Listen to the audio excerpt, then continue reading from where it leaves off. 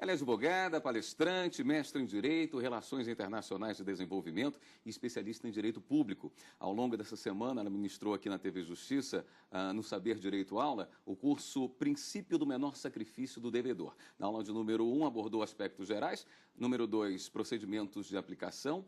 3, inadimplemento do devedor.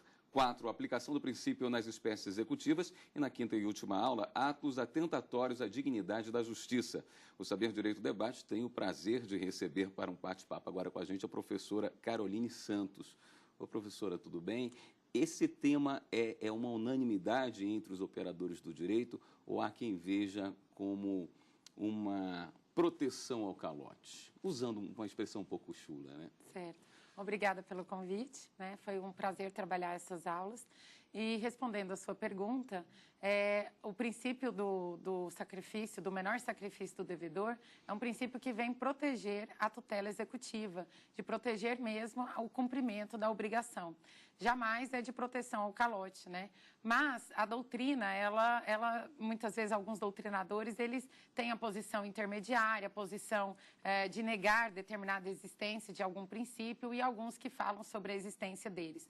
Porém, o princípio do menor sacrifício do devedor, em todas as boas doutrinas de processo civil, é bem evidenciada, é bem trabalhada, até porque é o princípio que está extrínseco, que está muito forte dentro de todo o ordenamento executivo, que é o Código de Processo Civil. Mas não, não foi favorecer de maneira alguma o calote, mas sim de dar total efetividade e eficiência mesmo ao exato cumprimento da obrigação. E, como o nome diz, trazendo o menor sacrifício para o credor, porque não é essa a função da justiça, né? Claro. E esse menor sacrifício não é dizendo que ele pode não pagar, né? Mas que ele vai ter que pagar de maneira menos gravosa. Até uns exemplos que eu cito em salas de aula, né, que eu citei aqui nas nossas aulas ao longo da semana, é que se eu tenho uma moto e uma bicicleta, eu vou levar ao Poder Judiciário a opção daquilo que seja menos gravoso para o cumprimento da obrigação. Lembrando que os bens não podem ser absolutamente impenhoráveis, nem alguns aí com manto da impenhorabilidade. Então, os bens, para serem penhorados, eles precisam de estar livres, né, para poder aí servir de instrumento para o cumprimento da obrigação. O credor não participa na indicação desses bens, né? Participa. Só que quem tem a prioridade para essa participação é o devedor. Mas, no momento em que o credor vai peticionar, vai buscar a tutela através da petição inicial, ele já indica qual bem que ele quer. Mas não necessariamente vai ser o que o credor indicou. Até porque tem a prioridade, a preferência da indicação pelo devedor. Mas já existe uma orientação para os juízes da ordem que deve se seguir desses bens, não é? Da escolha dos bens. Sim. A escolha dos bens tem um artigo, né, o dispositivo dentro do Código de Processo Civil que fala a ordem da preferência da efetivação da penhora, mas o devedor, mesmo com esse artigo que estabelece a ordem, ele pode optar aquilo que é menos gravosa para o adimplemento dessa obrigação dentro do seu patrimônio. Esse princípio do menor sacrifício não pode ser utilizado para a pensão alimentícia, né? É complicado. No momento em que nós temos, ele é utilizado. Mas na pensão alimentícia, o que ocorre? Que é bem diferente das outras execuções. Porque há possibilidade, pelo direito constitucional, de existir a prisão civil para o devedor de alimentos, que é o que reza o Pacto São José da Costa Rica, no seu artigo 7º até o artigo 9º desse pacto. E o direito constitucional diz que só há possibilidade da prisão civil pelo devedor de alimentos ou pelo depositário fiel, que foi mudada aí a orientação do STF em relação que não cabe mais, é ilícita a prisão do depositário infiel. Então, o que diferencia, que as pessoas falam que da cadeia hoje, que costuma ter essa brincadeira aí na sociedade, é de que a prisão civil, ou seja, não é a prisão por um homicídio, que são lá dos crimes praticados lá no Código Penal, a pessoa devedora de alimento, ela vai poder ser presa se ela não pagar. Mas tem todo um procedimento. Não vai chegar e já prender, vai perguntar, o juiz vai mandar perguntar o porquê que ele não pagou, se ele tem alguma justificativa, por exemplo, perdeu o emprego e não tem situações nenhuma, ou de pedir uma revisional, mas a execução civil é a única permitida para poder ter essa prisão. Então, por isso que as pessoas têm essa diferenciação de falar que o que tem aplicabilidade no Brasil é só quando vai para a prisão. E não, as outras execuções, elas também são efetivas, mas elas vão percorrer o patrimônio do devedor e não a questão da liberdade. Então, a liberdade ela só pode ser tolhida nesse sentido quando for a prisão do devedor de alimentos. Aproveitar para tirar uma outra dúvida aqui, ela poderia ser usada em precatórios, por exemplo? A prisão? Não, a execução. O princípio do menor sacrifício do devedor. Então, em relação aos precatórios, que é a moeda, né, que o Estado dá para poder fazer, ela pode, lá na ordem, ela pode querer estabelecer esse pagamento com o precatório. Porém, tem um limite, principalmente quando você for buscar a compensação tributária, que é uma área muito importante do direito tributário, né? E um especialista na área pode tentar fazer essa compensação. Por exemplo, eu devo um tributo a determinada instituição e eu tenho precatórios e quero fazer essa compensação. Isso na execução poderia até ser utilizado para essa compensação, mas nem sempre as entidades, os entes da federação estão abertos a receber uma moeda que eles não e muitas vezes não querem receber. Nós temos essas ressalvas a serem traçadas no momento da execução.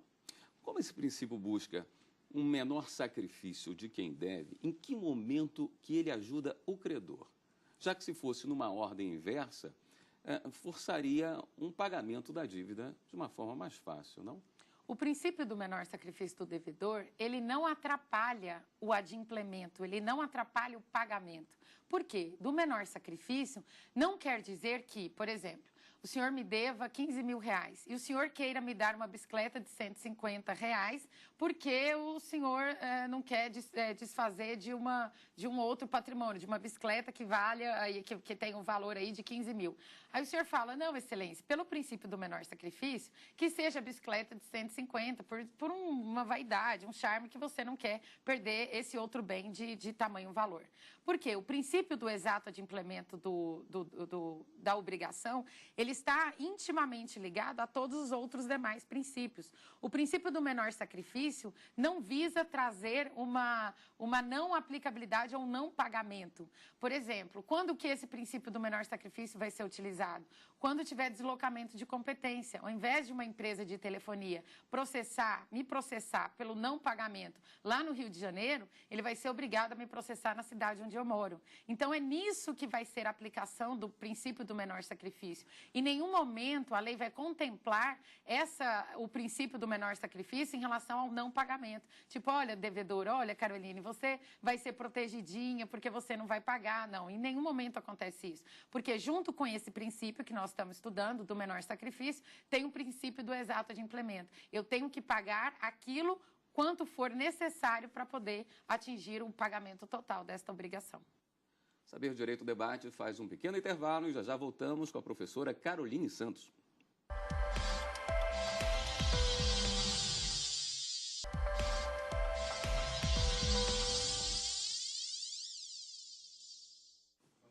Saber Direito Debate de volta, hoje tendo o prazer de receber a professora Caroline Santos, que nas explicações aqui no início, na apresentação no início do programa, coloquei uma advogada, palestrante, mestre em Direito e Relações Internacionais. A senhora não para de trabalhar, não. Né? É bastante corrido. O que lhe dá mais prazer? Meu trabalho, minha família, né, a concretização de sonhos, mas quando eu estou em sala de aula com os meus alunos, eu esqueço o cansaço, eu esqueço as complicações da vida que todos têm, né? Eu amo estar em sala de aula. Às vezes as pessoas me ligam, Carol, tem uma agenda, tá? Às vezes até domingo a gente se coloca à disposição de estar em sala de aula. Eu gosto muito. Tem o que me faz mais feliz na vida pessoal, mas na vida profissional, estar com os meninos, estar trocando experiências. Porque quando a gente se coloca à disposição de ensinar, a gente aprende muito mais. A senhora está dando aula onde? Nos lugares, nas instituições, na PUC Goiás, Afonciano de Trindade, ESUP, a Unianguera, Centro Universitário Unianguera de Goiânia, dou aula no IPOG, em todas as pós-graduações dessas faculdades e cursinhos preparatórios, Rede Júris e Proordem. Faz alguma diferença da aula para quem está cursando Direito e para quem está fazendo um cursinho? Sim, totalmente. Normalmente, nós temos 2 turmas em cursinho, aquele para nível médio, né, que muitas vezes nunca teve contato com o curso de Direito, e aquele que já está numa carreira jurídica, num cursinho, porque já fez o curso de Direito e quer seguir as carreiras jurídicas, né, quer dar continuidade em concursos que sejam específicos da área do Direito. É muito diferente. Na faculdade é uma academia. Você ali não tem macete, você ali tem que trabalhar com a essência, demonstrar para o aluno a importância da leitura da doutrina, seja ela de 1000 páginas, de 2000 páginas. Você tem que levar posicionamentos doutrinários, majoritários, intermediários ou até mesmo minoritários. Você tem que ensinar o aluno a ter uma viagem jurídica. No cursinho, nós já não temos esse tempo e muitas vezes o objetivo principal no cursinho é fazer o aluno passar no concurso. Então, aí você tira toda essa magia do direito, né, na questão de incentivá-lo a navegar pelas doutrinas, como é que fala? Pelas interfaces do direito, né? Porque não há tempo cabível para nós fazermos isso e nem objeto das questões que são procuradas aí em determinados concursos. Mas nas duas é muito importante porque nós estamos lidando com a lei, nós estamos lidando com a aplicação desse aluno. Em todas as minhas aulas eu busco isso, que o aluno não tenha somente uma ligação com o direito, mas que ele tenha uma preparação não somente para passar no concurso, mas que ele tenha uma formação como cidadão para poder exercer um cargo jurídico ou um cargo dentro da administração pública. Que seria muito interessante se começasse mais cedo, claro, em escolas públicas, talvez. Verdade. Eu formaria cidadão mais bem preparado para a vida. Mais né? participativo, né? Dentro de todo esse momento histórico que nós estamos vivendo, né? De pessoas sabendo onde, como e o que manifestar, né? Isso seria muito melhor. Agora, para o aluno que não é do curso de Direito, o direito assusta, não é? A senhora é vista assim como éramos os professores de matemática do ensino fundamental, assim, o que vem trazendo bicho de 7 cabeças? Eu tenho algumas turmas em alguns lugares que eu trabalho, por exemplo, em IPOG, eu dou aulas de pós-graduação para profissionais formados em biologia, em administração, engenharia civil e tal, que é a pós voltada para direito ambiental. Então, eles são muito curiosos, porque nós, quando vamos trabalhar com outros profissionais, nós precisamos de também trabalhar uma linguagem mais acessível, para que não assuste tanto. Porque, normalmente, a pessoa acha que nós somos aí copiadores de falar aquilo que está no código. Mas você tem isso aqui tudo decorado? Logicamente que não. Entender da ciência jurídica é saber navegar, é saber mergulhar na lei, na doutrina, na jurisprudência e não decorar. Nós precisamos de fazer o uso da lei seca para intercalar aí com um caso concreto, né? Então, jamais é possível decorar todos os artigos do ordenamento, de todos os códigos, né? De todo o ordenamento jurídico. Mas, então, para a gente não se tornar tão assustador assim, nós temos toda uma técnica de oratório, uma técnica mesmo da docência, prática de docência do ensino superior, de não assustar os alunos. Escondendo o juridiquês. Isso, diminuindo o trabalho das palavras mais jurídicas, até para que não gere desinteresse, porque quando alguém está utilizando as palavras muito técnicas, nós não entendemos, a nossa intenção é o quê? Distanciar, desinteressar.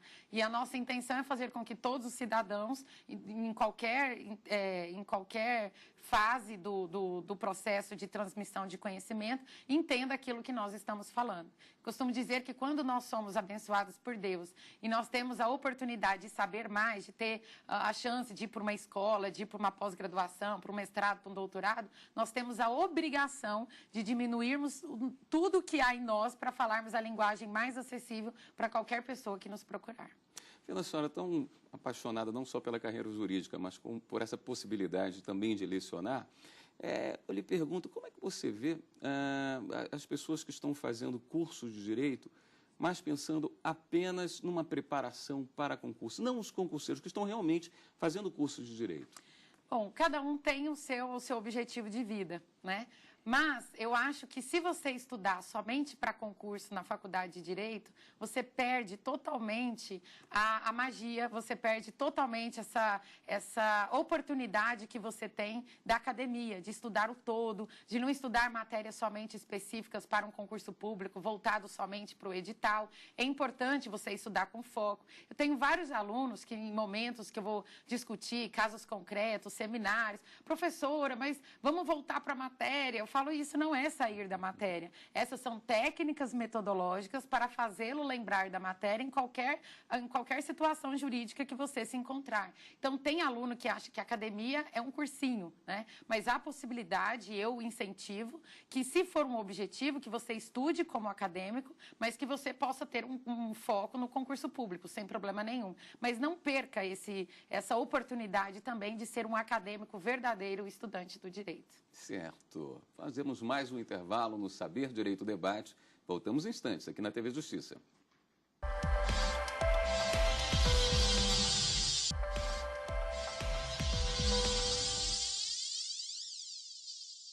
Estamos de volta com o Saber Direito Debate. Professora Caroline, vamos dar uma olhada nas publicações que a senhora separou para a gente? Vamos. A execução civil. Essa execução civil, ela é extremamente importante, é um livro da editora Ímpetos, né? Que é importante, mas ela é um pouco mais resumida. Isso aí é para o aluno que precisa de revisar ou ele precisa de tratar desse assunto para um concurso público, para uma revisão antes de uma prova. Né? Isso daí é extremamente importante. Esse daí é do Alexandre Freitas Câmara, né? É um excelente doutrinador, é um doutrinador jovem, que vem trazer novas fontes do direito processual civil. Ele é um doutrinador muito ético, ele trata os demais doutrinadores como verdadeiros mestres, mas não deixando de ser um verdadeiro doutrinador. Ele não é um compilador somente de fazer levantamento bibliográfico. Ele aprofunda e ele tem todas as edições, de todas, desde o início, ele tem todos os volumes, tanto do processo civil de conhecimento, o de execução, cautelar e o de recursos. Mais Excelente indicado para quem doutrinador. está em que fase do estudo? Em que está na academia ou para concurso público. Ele consegue trazer bastante essa dicotomia, ele consegue atender os dois interesses, tanto do acadêmico quanto para o concurseiro. Aqui. Esse daí é do Elpidio Donizete. Esse livro ele é pesado, ele é mais denso, porque ele traz todos os volumes em um único exemplar. O do Alexandre Freitas Câmara também ficaria mais ou menos dessa grossura ou um pouquinho mais grossinho, né? Porque ele trabalha por volumes. Elpidio Donizete é um excelente doutrinador também do direito processual civil, é um excelente palestrante e o livro dele atende também tanto os acadêmicos como os concurseiros também. Né? Esse é o livro do Marinoni, Processo de Execução, perfeito também, e do Sérgio Cruz, né? Fala sobre a teoria geral da execução, sobre a liquidação de sentença, todas essas aulas que nós percorremos.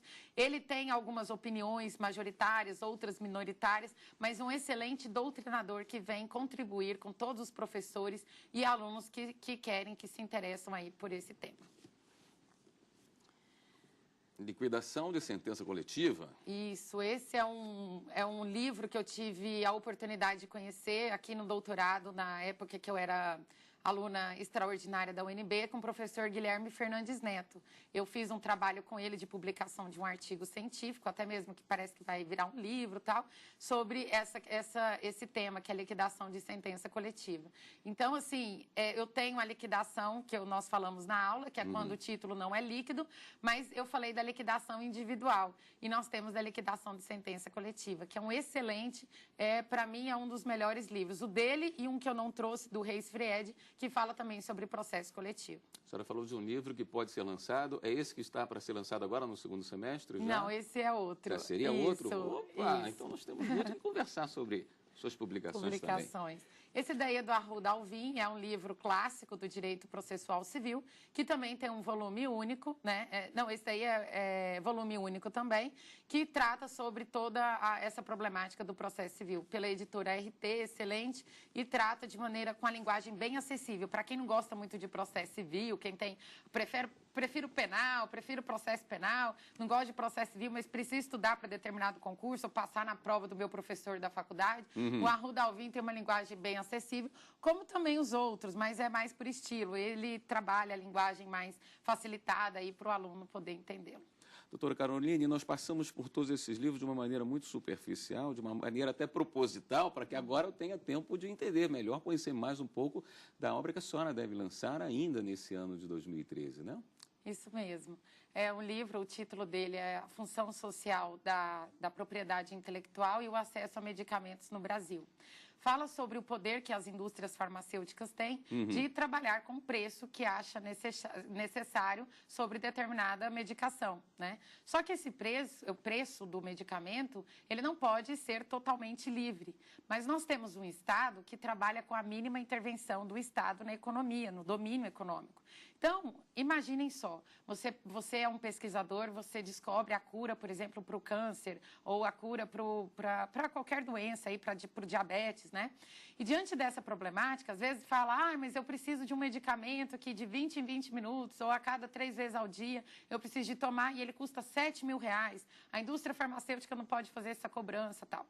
Como nós trabalhamos, a indústria farmacêutica é uma empresa, é da entidade particular, da esfera privada, o Estado pode fazer controles se tiver o quê? Essa usurpação do preço, através das licenças compulsórias e por aí vai. Então, o que eu digo é o seguinte, a indústria farmacêutica é uma empresa, né? Ela não é obrigada a fornecer o medicamento a custo zero. Quem tem a finalidade, a obrigação de fornecer essa medicação a custo acessível à sociedade é o Estado. Certo. Através do mandado de segurança, do medicamento, que são vários instrumentos para poder garantir.